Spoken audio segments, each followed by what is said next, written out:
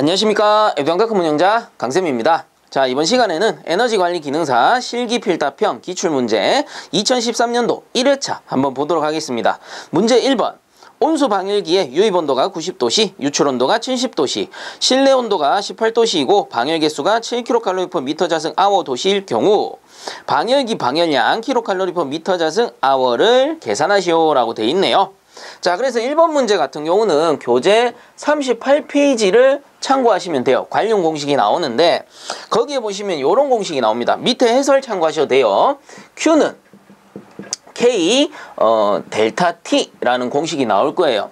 그래서 여기서 말하는 Q라는 게 이제 소요 방열량, 이라고 하고 단위로 쓰게 되면 요게 kcal/m 자승 가 됩니다. 그래서 이 소요 방열량의 뜻이 뭐예요? 1m 자승당. 뭐 방열기만 기준으로 하면 방열기 면적당 1시간 동안 발생된 열량 이렇게 나타낼 수도 있죠. 자, 여기에서는 K가 방열 개수로 줬고요. 그래서 요게 단위가 kcal/m 자승 도시가 되니 요게 곱하기 델타 T 온도차를 하는 겁니다. 온도차 도시를 하게 되면 어떻게 돼? 도시 사라지니까 여기 소요 방열량이 나온다라는 거죠. 자, 근데 좀 헷갈리실 수 있는 게 이 문제 같은 경우에는 방열기의 유입온도, 유출온도, 즉 방열기 입출구 온도를 줬단 말이에요. 그냥 단순하게 실내외 온도차를 주거나 혹은 방열기 입구 출구 온도만 준 게 아니고 방열기 온도와 실내 온도를 같이 준 겁니다. 자, 이럴 경우에는 방열기 온도는 평균 온도로 구해주셔야 돼요. 그래서 엄밀히 따지면 다른 건 똑같아요. 소요 방열량은 방열개수 곱하기 요 델타 T가 여기선 그냥 단순히 온도차가 아니고 이런 거를 우리가 산술 평균 온도차 이렇게 부릅니다. 엄밀히 따지면. 그래서 이게 우리 에너지, 즉 보일러 관련 과목에만 나오는 게 아니고 공조냉동 과목에도 나옵니다. 그래서 공조냉동 과목 같은 경우에는 응축기와 증발기일 경우 산술 평균 온도차를 구하게 되죠. 그래서 응축 온도 같은 경우는 응축 온도 빼기 평균 온도를 하게 되고요. 그리고 증발기 같은 경우는 평균 온도 빼기 증발기 온도를 하게 됩니다. 왜 그러냐? 온도차라는 거는 제가 항상 말씀드리지만 높은 데에서 낮은 거 빼주면 됩니다. 그래서 응축기라는 거는 냉동장치에서 고온부에 속하니까 당연히 평균 온도보다 응축기가 온도가 높을 테니 응축기 빼기 평균 온도를 해주는 거고, 그리고 증발기는 냉동장치에서 온도가 가장 낮은 저온축에 속한단 말이에요. 그렇기 때문에 평균 온도가 증발기보다 높을 수밖에 없으니 평균 온도 빼기 증발 온도 해가지고 산술 평균 온도를 구하게 됩니다. 그럼 이거를 여기에 똑같이 적용을 시키는 거예요. 여기서는 어떻게 적용을 시킵니까? 방열기 평균 온도 빼기, 자, 이거 지워버릴게요. 방열기 평균 온도 빼기 실내 온도 하는 거예요. 왜 그럴까? 우리가 난방이라는 거는 겨울철에 행해지잖아요. 그러면 당연히 방열기보다 실내 온도가 어떻게 돼? 낮을 수밖에 없죠. 자, 그래서 요런 문제가 나왔을 때는 이 온도차가 뭐예요? 산술 평균 온도차가 되기 때문에 요 공식에 의해서 델타 T를 산정해 줘야 된다라는 겁니다. 그래서 여러분들 어렵게 생각하지 마세요. 그냥 단순하게 생각해요. 어떻게 생각하느냐? 문제에서 방열기 입출구 온도차와 실내 온도를 같이 줬다라고 하면은 그냥 방열기 평균 온도 빼기 실내 온도 하시면 돼요. 그 외에 그냥 방열기 온도만 따로 주거나 뭐 실내외 온도만 따로 주면은 그냥 걔들 온도차만 구해주면 돼요. 이제 이해하시겠죠? 그래서 여기서는 방열기 입출구 온도와 실내 온도를 같이 줬으니 우리는 공식을 어떻게 세우느냐? 자, 공식은 Q는 K가 얼마입니까? 방열 개수 7kcal/m 자승라고 했죠. 그래서 7 넣어주시고요. 곱하기, 자, 요게 중요합니다. 평균 온도를 구해줘야 되죠. 방열기 평균 온도. 그래서 입출구 온도가 90도, 70도니까 2분의 평균 온도입니다. 90 더하기 70 하면은 평균 온도 나오죠. 그래서 얘들이 값이 크다라고 했습니다. 거기에 빼기 실내 온도 18도씨. 만약에 이게 큰지 작은지 모르겠으면 평균 온도 먼저 구해보세요. 구해보면은 야보다 높으면 앞에 넣으면 되고 야보다 낮으면 뒤에 넣으면 되잖아요. 문제라는 거는 항상 말씀드리지만 공식 외우고 단위 외우잖아요. 그럼 이제 뒤쪽에서는 공식 보고 단위 보고 그 다음에 융통성입니다. 융통성. 그 융통성은 어디서 나오느냐? 많이 풀고 많이 연습하면 나와요. 그럼 문제 딱 보면 아, 이번에 문제는 요 맥락을 보아하니 이렇게 풀면 되겠구나 라는 이제 융통성을 발휘할 수 있게 되는 겁니다. 자, 그래서 여러분들 많이 풀어보셔야 돼요. 많이 풀어보고 계속 접해보셔야 돼. 그래서 친수계짐이 이렇게 되는 거예요. 자, 그래서 요거 이제 결과값은 434 킬로칼로리 퍼 미터 자승 아워가 나온다라는 겁니다. 왜 그래요? 방열 개수의 단위가 킬로칼로리 퍼 미터 자승 아워 도시고요. 그 다음 이거 뭔데? 요거 산술 평균 온도차잖아요. 요거란 말이에요. 요거 산술 평균 온도차도 도시입니다. 도시. 그래서 사라지고 사라지니까 단위가 킬로칼로리 퍼 미터 자승 아워가 되더라라는 겁니다. 자, 그래서 이걸 어떻게 합니까? 요거를 계산 과정에 써 주셔야 되고요. 그 다음 답란에는 434 킬로칼로리 퍼 미터 자승 아워 요렇게 정리해 주시면 되겠습니다. 자, 그 다음 2번 문제. 다음 주어진 배관 부속품을 이용하여 펌프의 바이패스 회로를 배관 도시하시오 라고 돼 있네요. 자, 그래서 보기는 이렇게 주어져 있습니다. 펌프 1개, 밸브 3개, 스트레이너 1개, 유니온 3개, T 2개, 뭐 엘보 2개 이런 식으로 나오는데 요거를 실제로 도시를 하게 되면 요렇게 나오겠죠. 자, 그래서 실제로 그려보면 이렇게 나옵니다. 책에도 정답이 있긴 한데 제가 이 상태에서 조금 부가 설명을 드릴게요. 자, 일단은 뭐 개수 한번 세알려보면 펌프 1개, 여기 펌프 있고요. 그 다음 밸브 3개라고 했기 때문에 여기 위에 양단에 2개, 그리고 밑에 1개입니다. 그 다음에 스트레이너 1개 여기 설치되어 있고요. 그리고 유니온 3개. 자, 유니온 3개는 스트레이너 전단에 펌프 다음 단에 밸브 안쪽에 설치가 됩니다. 양단 밸브 안쪽에 이렇게 설치가 되겠고요. 그리고 나머지 하나는 요 밸브 출구 측에 설치가 됩니다. 그래서 논란이 많은데 요거 제가 조금 이따 설명을 드리고 T가 지금 2개, 여기 하나 있겠죠. 그리고 엘보가 2개, 여기 밑에 2개 이렇게 존재하게 됩니다. 그리고 보통 보면 문제에서 답란에 요 유체 방향은 줄 거예요. 유체 방향은 주는데 만약에 안 준다라고 하면은 무조건 그리셔야 됩니다. 안 준다라고 하면. 그래서 유체 방향 주고 스트레이너 방향 확인하셔서 스트레이너 보기 그 상태로 그냥 스트레이너 그려가지고 유체 방향까지 표시를 해주시면 돼요. 근데 보통 보면 문제에 유체 방향은 표시를 해줍니다. 그러니까 그런 건 너무 걱정하지 않으셔도 되는데 자, 앞에서 간단하게 언급한 것처럼 요 유니온 있죠, 유니온. 위에 유니온은 뭐 크게 신경들을 잘 안 쓰시는데 밑에 유니온을 엄청나게 신경을 많이 쓰시죠. 왜냐하면은 어떤 교재에 보면 유니온이 뒤쪽에 달려있고 밸브를 기준했을 때 요 밸브를 기준했을 때 뒤쪽에 달려있는 녀석도 있고 어떤 교재는 보니까 밸브를 기준했을 때 요 밸브 입구 측 유체 방향을 기준했을 때 요 앞에 달린 녀석도 있다라는 겁니다.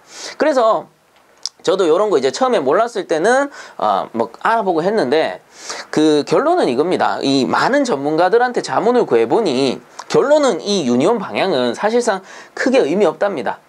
여기부터나 어쨌든 이 문제 같은 경우는 답으로 인정을 해주고요. 일단 문제의 기준에서 제가 설명을 드리면 그리고 뭐가 중요하냐 하면은 요 양쪽 밸브 있죠.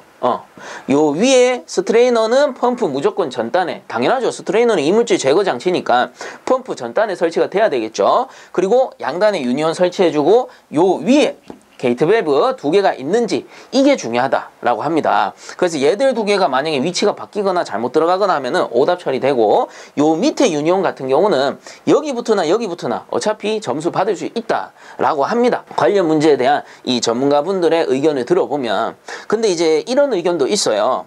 요게 이제 밸브니까 유체가 이쪽에서 들어오잖아요. 왼쪽에서 우측으로 이동할 경우에는 밸브 출구에 설치하는 게 맞지 않겠냐. 왜냐? 우리가 바이패스 회로라는 거는 여기 위에 있는 장치, 여기서는 펌프가 기준이 되겠죠. 펌프가 고장난 경우에는 우리가 해체시켜야 되지 않냐. 그럴 경우에 해체하려면 이쪽 밑에 밸브를 잠그고 해체해야 맞지 않겠냐 라는 겁니다. 그래서 이 의견도 과반수 동의를 얻었어요. 그래서 엄밀히 따지면 그 의견이 맞다라고 저도 개인적으로 생각은 해요. 근데 그게 100% 맞습니다라고 제가 말씀을 못 드리는 이유가 뭐냐면은 문제에서는 그렇게 안 나온다라는 거야. 이 문제 같은 경우는 뭐 다행스럽게 우리가 그리는 거니까 유니온을 여기 뒤쪽에다가 밸브 출구 측에 우리가 그려주면 돼요. 왜냐하면 그 의견이 어느 정도 논리적인 근거가 있거든요. 그래서 우리가 그릴 땐 그냥 이렇게 그리시면 되는데 간혹 어떤 문제를 보면은 이런 식으로 나와요. 거의 똑같아. 거의 똑같은데 유체 방향이 양쪽으로 이렇게 표시가 돼 있고요. 표시가 돼 있고 그리고 스트레이너랑 펌프의 위치를 바꿉니다. 펌프가 여기 있고 스트레이너가 여기 뒷단에 요렇게 설치되어 있다라고 합시다. 그리고 문제에서 물어봅니다. 자, 이 문제에서 유체 방향은 어디가 맞습니까? 자, 요게 보기 A고 요게 B라고 했을 때 방향 왼쪽에서 오른쪽으로 가느냐 아니면 오른쪽에서 왼쪽으로 가느냐라고 했을 때 자, 이 문제에서 봤을 때 유체 방향 뭐가 맞아요? 스트레이너 방향을 보셔야 돼요. 스트레이너 방향이 이쪽으로 가는구나. 그러면 유체 방향 B가 맞는 거예요. 이 문제에서는 제가 이렇게 잠깐 수정을 했는데 자, 그럼 어떻게 해야 돼? 문제가 뭐야? 이쪽으로 이동하면 유니온이 입구에 오네? 그래서 실제로 이렇게 나옵니다. 실제로. 근데 또 어떤 문제는 보면 유체 방향 이쪽에서 돌고 유니온은 여기 설치되어 있는 문제도 있어요. 그래서 이게 논란이 많을 수밖에 없습니다. 실제 출제되는 문제가 그렇게 출제되고 있으니 수험자 입장에서 헷갈릴 수밖에 없지. 그래서 뭐 제 개인적인 생각입니다만은 요게 크게 중요하지 않기 때문에 출제자분들 기준으로 했을 때는 뭐 크게 의미 없다. 이거 이렇게 바꾸나 저거 이렇게 바꾸나 중요한 거는 스트레이너의 방향이다. 이겁니다. 그래서 어떤 문제는 여기 붙어 있을 수도 있고 어떤 문제는 여기 붙을 수도 있는데 제일 큰 건 뭐예요? 여기 붙으나 여기 붙으나 어차피 정답으로 인정되고 정답이 안 되더라도 최소한의 부분 점수는 다 받을 수 있습니다. 그러니까 너무 걱정 마세요. 항상 말씀을 드리지만 이 필답형 문제는 공개 답안이 없죠. 공개 답안이 없다 보니까 그나마 논리적인 근거를 가지고 답을 찾는 수밖에 없어요. 그래서 뭐 이런 문제들이 발생을 하는 건데 제 영상을 보셨다면 그냥 밸브 출구 측에 내가 그리는 문제다 그러면 이렇게 그려주시는 게 맞다라는 겁니다. 그래서 뭐 여기 붙으나 여기 붙으나 의미는 없지만 제 영상으로 공부하신다면 그냥 강쌤 말이 맞다 치고 밸브 출구에 그리자 이렇게 그려주세요. 그냥 어차피 정답으로 인정됩니다. 자, 그리고 참고적으로 한 가지 더 설명을 드릴 부분이 있는데 요런 거 이제 제가 설명을 드린다라는 거는 요런 사소한 것 때문에 우리가 맞출 수 있는 문제를 놓칠 수가 있어요. 그래서 제가 요 사소한 부분들을 다뤄드리는 겁니다. 자, 유체 방향 이제 처음으로 돌립시다. 처음 상태로 이렇게 돌립니다. 원래 문제예요. 원래 문제. 그리고 요게 원래 답안이에요. 유니온은 말씀을 드렸으니 빼버리고 자, 이때 이 문제 같은 경우에는 그냥 단순하게 밸브 3개라고 줬죠. 근데 보기에서 이렇게 줄 수도 있어요. 자, 밸브 2개. 근데 밸브 모양이 요렇게 줍니다. 그 다음 또 다른 밸브가 1개 더 있어. 밸브 1개 더. 요렇게 해서 동글베이 쳐가지고 요거 1개 라고 주는 경우도 있어요. 자, 그래서 여러분들 이거 도시기호 알아보셔야 됩니다. 요렇게 그리면 요거 게이트 밸브죠. 다른 말로 슬루스 밸브. 그리고 요건 뭐예요? 요거는 글로브 밸브입니다. 글로브 밸브. 그래서 게이트 밸브 같은 경우는 유체 개폐용으로 사용이 되고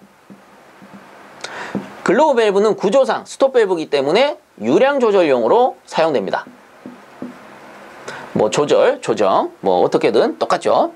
자, 그래서 만약에 보기에서 이렇게 밸브를 나눠서 준다면 그냥 뭉뚱그려서 3개 주면은 이렇게 간단하게 그리면 돼요.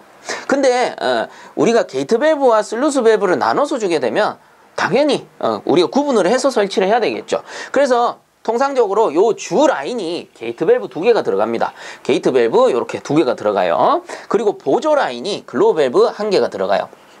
이거 기억을 하셔야 되겠죠. 왜냐? 요 윗단에 있는 거는 그냥 차단용입니다. 개폐 및 차단용이에요. 펌프가 고장났을 때 양쪽을 차단시키고요. 펌프를 빼서 수리를 해야 되겠죠. 요 양쪽에 유니온이 있으니까 이거 빼서 수리할 수 있잖아요. 그 수리하는 동안에 이 밑으로 유체를 보내줘야 되는데 이때는 유체를 우리가 단순하게 무조건 많이 보내줄 수는 없잖아. 그래서 필요량에 알맞게 유량을 조절해서 보내줘야 되는 겁니다. 펌프는 없지만 우리가 보조 라인을 쓴다라고 하면은 유량 조절이 가능해줘야 된다라는 겁니다. 그래서 위쪽에 양단에 슬루스 밸브를 설치하고요. 뭐 또는 게이트 밸브라고 합니다. 그리고 아래쪽 우리 보조 라인에는 글로브 밸브를 설치한다. 요거까지 알아두셔야 됩니다. 그래서 문제에서는 이렇게 슬루스 밸브, 글로브 밸브 구분해서 줄 때도 있고 게이트 밸브는 그냥 단순하게 이렇게 그리는 경우도 있어요. 그냥 이 밸브 도시기호도 게이트 밸브로 봅니다. 이 동그라미가 없으면. 자, 그래서 이렇게 주요 사항들 우리 팁들이죠. 어찌 보면 이런 팁들 잘 기억하셔서 문제 맞추시는데 큰 무리 없도록 이렇게 해주시면 좋을 것 같아요. 자, 그래서 이번 문제는 이렇게 정리하도록 하겠습니다.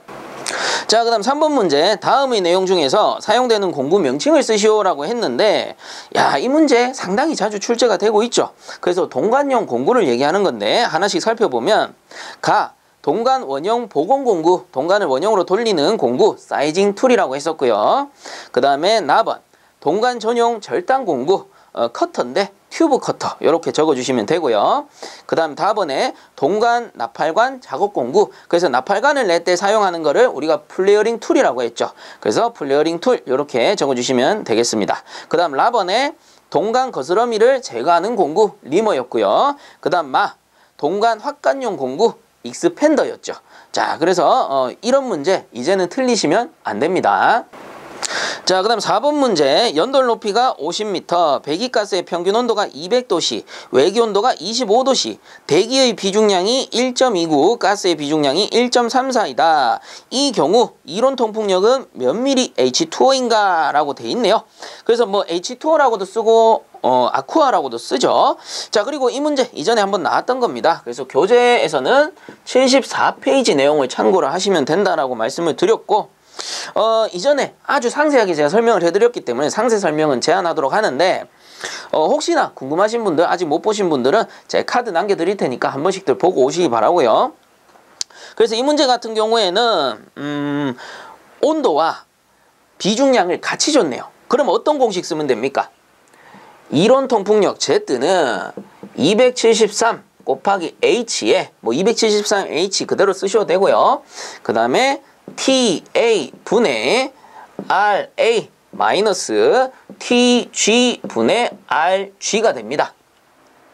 자, 그래서 그대로 넣어주시면 되죠. 자, A라는 건 에어, 공기, 외기 뭐 이런 것들이었고, G는 가스입니다. 그래서 배기가스에 대한 내용이었어요. 그러면 그대로 넣게 되면은 273 곱하기 H가 높이죠. 뭐의 높이입니까? 연돌의 높이였습니다. 그래서 여기에 50이 들어갈 거고, 그 다음 곱하기 온도차. 온도는 절대 온도니까 273 더하기 요게 외기 온도겠죠. 그래서 외기 온도가 25도씨 분의 그 다음 외기 비중량, 여기서는 대기라고 나오네요. 대기나 외기나 같은 거죠. 그래서 1.29가 들어갈 거고, 그 다음 마이너스 이제 배기가스의 온도입니다. 273 더하기 200 분의 배기가스 비중량이 1.34로 나오네요. 자, 이렇게 해서 계산기로 구해보면은 답이 20.42 미리 H2O가 나올 겁니다. 미리 H2O 쓰셔도 되고, 문제에서는 지금 몇 미리 H2O인가 라고 물어봤으니 우리가 H2O라고 적어줘야 되는 건데, 만약에 단위가 주어지지 않는다면 미리 H2O 쓰셔도 되고, 아니면 미리 아쿠아라고 쓰셔도 됩니다. 그래서 요것들이 뭐예요? 물이다. 물을 뜻한다. 그래서 수두압을 나타내는구나, 이렇게 우리가 알 수가 있는 거죠. 그래서 얘들이 뭡니까? 얘들이 계산 과정에 들어가죠.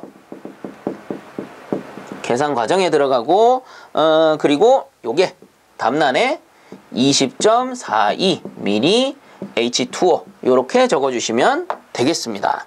자, 그리고 참고적으로 한 가지만 더 알려드리면, 간혹 보면 요거는 뭐예요? 이론 통풍력을 구하시오라고 했잖아요. 근데 이론 통풍력이 아니고 실제 통풍력을 구하시오라고 한다면 요 전체 공식에, 그러니까 이겁니다. 실제 통풍력은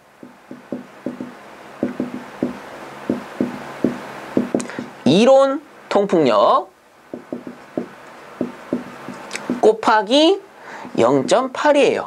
즉 실제 통풍력은 우리가 이론 통풍력에서 한 80% 정도 된다라는 뜻이에요. 그 말은 이론 통풍력은 우리가 그 효율이 100%일 때, 손실이 없을 때 이론 통풍력을 적용을 하는 거고, 실제로는 한 20% 정도는 손실이 발생하더라, 요 뜻입니다. 그래서 이론 통풍력에 0.8을 곱해주게 되면은 이제 80%가 나오는 거죠. 그래서 이 전체에 우리가 만약에 실제 통풍력을 구하게 된다라고 하면은 곱하기 0.8을 해주시면 돼요. 즉, 요 공식에 곱하기 0.8을 하면 우리가 요거를 실제 통풍력으로 구해낼 수 있다라는 겁니다. 이 문제와는 관계없지만 이후에 나올 수 있기 때문에 제가 미리 설명을 해 드리는 겁니다. 자, 그래서 이 문제는 요렇게 정리하도록 하겠습니다. 자, 그 다음 5번 문제. 열 전도도가 람다, 벽 두께가 B, 열 전달률이 각각 A1, A2일 때 열통과율 K를 구하는 식을 쓰시오라고 돼 있네요. 자, 그래서 앞으로 이런 문제는 거저먹는 문제입니다. 왜? 제가 앞에서 쉽게 푸는 방법 알려드렸잖아요. 그래서 열 통과율이라는 게 결국은 열 전달률과 열 전도율의 총합이었죠. 그래서 결국 마지막에 통과하는 거죠. 다 합치면 통과잖아요.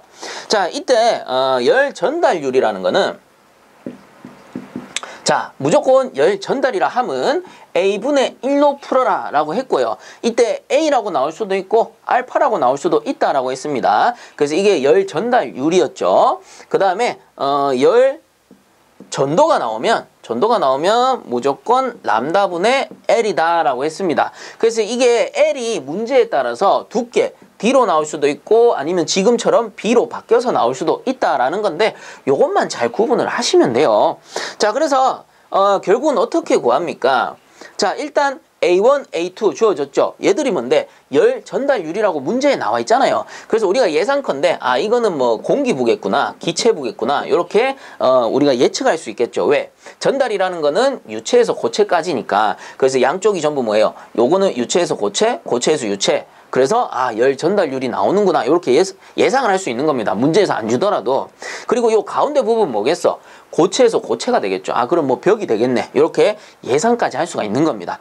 자, 그래서 이 열 통과율 K를 구하는 공식은 쉽습니다. A1, A라고 줬잖아. 그래서 A1 분의 1 더하기 가운데 거 뭔데요? 람다분의 L로 풀라고 했죠. 제가 열 전도율 같은 경우에는 그래서 람다분의 여기서는 L이 아니고 B라고 줬잖아. 그래서 B 더하기 이제 여기 마지막 거 요것도 열 전달이니까 A2분의 1 그리고 마지막에 역수 빼면 안 됩니다. 분의 1 그래서 얘들 밑에 게 열 저항인 거고 뒤집어야지 열 통과율이 된다라고 했으니 마지막에 역수 분의 1을 해주셔야 된다 라는 거겠죠. 자, 그래서 이 문제는 이렇게 정리하도록 하겠습니다. 자, 그 다음 6번 문제 보겠습니다. 자연 통풍력을 증가시키는 방법 3가지를 쓰시오라고 돼 있네요. 자, 그래서 요 문제 같은 경우는 교재 74페이지 내용을 좀 참고를 하시면 좋을 것 같은데 간단하게 설명을 드리면 이런 겁니다. 보일러가 이렇게 설치되어 있을 때 노통 보일러라고 칩시다. 노통 보일러 이렇게 설치되어 있을 때 요 가운데 있는 게 연소실이고요. 여기에는 버너를 설치해 가지고 연소를 확 시키겠죠. 그리고 연소하고 난 가스는 어떻게 해야 돼? 버려지는 열입니다. 그거는 우리가 폐열이라 그래요. 버릴 수밖에 없어요. 어차피 뭐 물론 폐열 해수 장치로 이렇게 이제 재순환시켜서 사용을 할 수는 있겠지만 기본적인 장치에서는 그냥 버려진다 이렇게 생각하세요. 그래서 이 폐열을 버릴 때 굴뚝으로 버려지죠. 굴뚝으로. 그래서 이 굴뚝까지 어떤 길이 연결이 돼 있습니다. 자, 요 길이 뭐냐면은 보일러에서부터 굴뚝까지 가는 요 길을 우리는 연도라고 불렀죠. 그래서 연기가 지나가는 길이다. 이게 도로 할 때 도자입니다. 그래서 연소가스가 지나가는 길, 보일러에서 연소가스가 굴뚝까지 가는 길이다라고 해서 연도라고 불렀고 통상적으로 요 굴뚝을 연돌이라고 불렀습니다. 그래서 제 이론 강의 들으신 분들은 쉽게 이해하실 거고 혹시나 모르셨던 분들은 기본적인 사항이니까 요 정도 명칭은 기억을 좀 해주시고요. 그렇다면 통풍력이라는 게 뭐예요? 여기서 연소하고 난 이제 폐가스를 버릴 때 잘 빠져나가는 그 정도를 통풍력이라고 하겠죠. 자, 이때 우리 강제 통풍 방식은 뭐 사실상 이 통풍력을 증가시키는 방법이 크게 의미가 없죠. 왜? 그냥 송풍기 가지고 강제로 이렇게 순환을 시켜버리니까 송풍기 더 좋은 거 쓰면 통풍력 강해지는 거예요. 아니면 뭐 여러 대를 쓴다던가. 근데 여기서 묻는 건 뭐예요? 자연 통풍 방식입니다. 자연 통풍 방식은 송풍기가 없잖아요. 그래서 자연 통풍 방식일 때 어떤 식으로 설치를 하면 통풍력을 증가시켜 줄 수 있느냐를 물어보는 겁니다. 자, 그래서 우리가 해설을 하나씩 볼 거예요. 그 밑에 해설을 보시면 첫 번째, 연돌의 높이를 높인다라고 돼 있죠. 그래서 연돌이 뭐였어요? 굴뚝입니다. 굴뚝. 이 굴뚝의 높이를 높여주면 된다라는 건데 왜 그러냐? 기본적으로 자연 통풍이라는 거는 밀도차에 의해서 순환을 하는 거죠. 밀도차가 있기 때문에 이 밑에 있는 뜨거운 가스가 위로 올라간단 말이에요. 그 말은 온도가 높을수록 밀도는 가볍죠. 반비례합니다. 그래서 우리가 기체만 생각해도 그래. 따뜻한 기체는 가벼우니까 위로 올라가려고 하고 차가운 기체, 우리 공기만 생각하더라도 차가운 공기는 밑으로 내려오려고 합니다. 무거워서. 그러면 연소가스는 뜨겁기 때문에 밀도가 낮고요. 바깥에 있는 외기, 우리가 대기 혹은 뭐 공기라고 하는데 요 대기의 온도는 연소가스보다 당연히 낮을 겁니다. 그 말은 밀도가 어떻게 돼? 밀도가 무겁다라는 거지. 그러면 어떻게 돼요? 무거운 건 내려오려고 하고 이 가벼운 건 올라가려고 하니까 요 밀도 차에 의해서 양쪽의 밀도 차에 의해서 통풍력이 발생하게 되는 겁니다. 그냥 올라가는 게 아니에요. 자, 이때 연돌의 높이를 높인다라는 말은 자, 여기에 대기의 온도와 저 위에 있는 대기의 온도를 비교해 보는 거예요. 그럼 기본적으로 대기는 위로 올라갈수록 차가워지거든. 그래서 요 굴뚝의 높이를 더 높여버리면 여기에 있는 높이보다 온도가 더 낮아져 버려요. 그러면 자연스럽게 밀도는 훨씬 더 높아지겠죠. 더 무거워진단 말이에요. 그래서 여기와 여기의 밀도 차보다 여기 위에와 여기 밑에의 밀도 차가 더 커져 버리니까 순환 효율이 어때? 더 커지는 거야. 그거를 다시 말하면 통풍력이 더 늘어난다 라고 말할 수 있는 거죠. 자, 그래서 굴뚝의 높이를 높일수록 통풍력은 증가하게 되는 거고, 그 다음에 2번에 보시면 배기가스 온도를 높인다. 요 굴뚝을 높이는 거는 대기 온도가 낮은 곳으로 이제 그 위치를 포지션을 높여주는 거고, 그리고 연소가스의 온도를 더 높이면 어떻게 돼요? 밑에 요 밀도가 훨씬 더 내려가겠죠. 그러면 밀도차가 또 더 커지겠지. 그래서 굴뚝의 높이가 높고 연소가스 온도가 높을수록 밀도차가 더 커지기 때문에 통풍력이 더 증가한다라는 겁니다. 그래서 1번, 2번 다 이해가 되셨죠? 그 다음 세 번째 보시면 연도의 길이는 짧게 하고 굴곡부는 줄인다라고 돼 있죠. 그래서 연도는 어디예요? 연돌이 아니고 연도입니다. 연도는 여기예요. 그래서 여기서 여기까지 요 길의 길이를 짧게 해라. 가능한 한 짧게. 왜? 이 길이 길어질수록 어때요? 마찰 저항도 늘어나고 짧을 때는 금방금방 빠져나가는데 길면은 더 이렇게 늘어지겠죠. 통풍력이. 그래서 요 연도의 길이는 가능한 한 짧게 해주고요. 그리고 굴곡부를 줄인다. 이 연도가 직선으로 연결될 수도 있고 막 이렇게 꺾일 수도 있죠. 중간에 뭐 장애물이 있어서. 그럼 꺾여버리면 어떻게 돼? 통풍력 당연히 줄어들겠지. 이건 상식적인 내용이에요. 자, 그래서 세 번째도 이해했을 거라고 보고요. 자, 그 다음 네 번째 보시면 연돌 상부 단면적을 크게 한다. 그래서 이 상단에 요건 지워버릴까 이제? 요거 이해하셨으니까 요거는 지워버리고 이 연돌 상부의 단면적을 이렇게 넓혀준다라는 겁니다. 그럼 한 번에 빠져나갈 수 있는 폐가스의 양이 늘어나겠죠. 그래서 단면적은 크게 하고 이 높이는 높일수록, 그리고 연소가스의 온도도 높을수록, 그 연도는 짧을수록 통풍력이 증가한다라는 겁니다.